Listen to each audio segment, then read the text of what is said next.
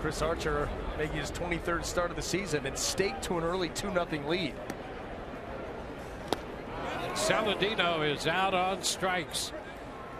No chance on that 0-2 slider.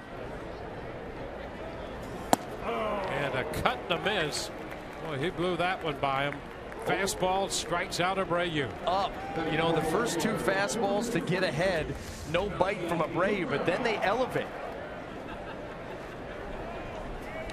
And a cut and a miss. Fastball, and he strikes out LaRoche.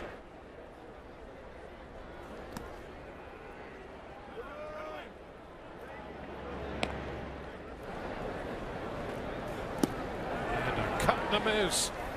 Eaton out on strikes. And a cut and a miss at 98. He strikes him out. And no answer by Abreu. Again by him. And a swing and a miss.